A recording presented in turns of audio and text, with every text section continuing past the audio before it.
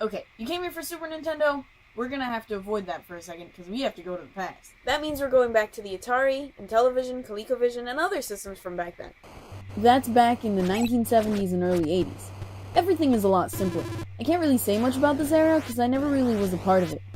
But even though this was a booming American industry, after a while games weren't advancing anymore. We were stuck, and no one wanted to play the same type of game over and over again.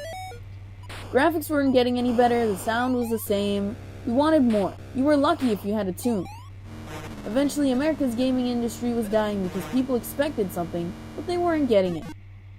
This is what people called the Atari debacle. Boom! NES shows up, complete with high-resolution graphics. Wow! Everyone was blown away. The bleeps and bloops of Atari, ColecoVision, and Intellivision, and other systems completely gone. They were replaced with fully composed chiptune songs, and it took our breaths away, especially when we saw how detailed these games were. And the freaking D-pad was ingenious. It was much more comfortable than a joystick, and it gave you maneuverability, making games more challenging because you had a better possibility of making certain jumps. That was an 8-bit system. Double the performance, because now you're playing with power. The quality of these games increased sales, and brought attention to the video game industry again. That made everyone absolutely happy. There was one problem with the Nintendo Entertainment System. Sometimes the cartridges would fail to start up immediately. That was the cause of your 72-pin connector or a dirty cartridge. That could be easily solved by a small procedure.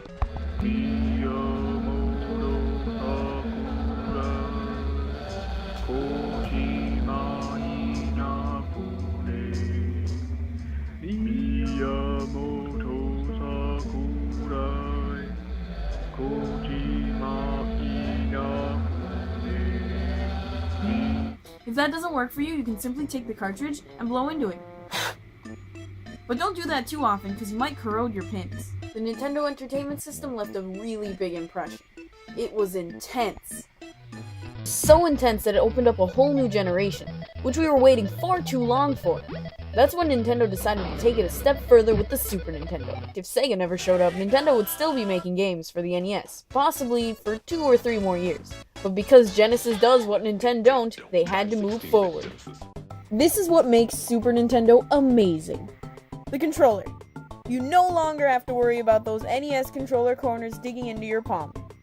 That's right, Super Nintendo's controller had those wonderful rounded ergonomic edges.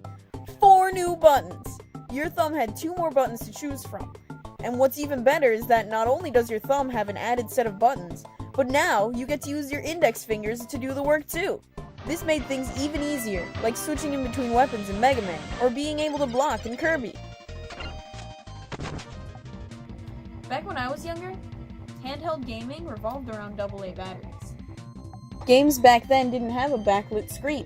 Unless you were under the sunlight or had the lamp next to you, you couldn't really see what you were playing, especially in the dark.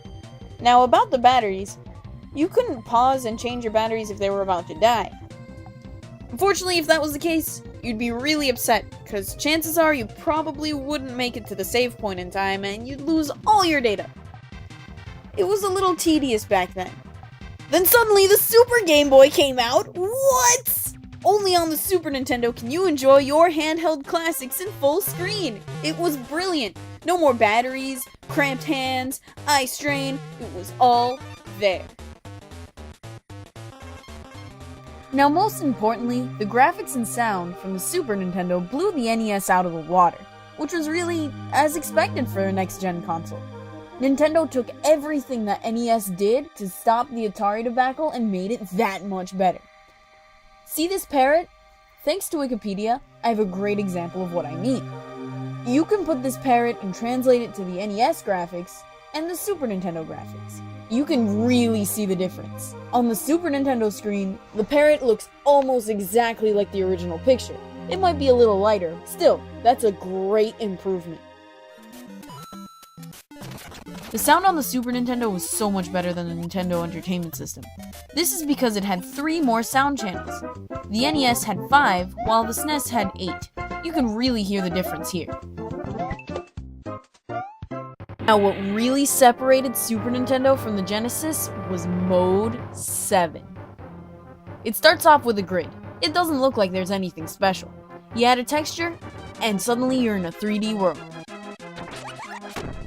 This is the first step in the direction of 3D graphics for console gaming. This was the next level we were craving. This is finally it. Star Fox. We were finally here. The extra cartridge space on a Super Nintendo cartridge versus a Genesis one helped you get more out of your game. What do I mean? Super Effects chip can fit in here, while with the Genesis you had to buy add-ons to do things like that. What I'm saying is that you have to spend a little more money on the cartridge itself. But that means you don't have to spend money on an add-on that you're only going to use for 1 or 2 games.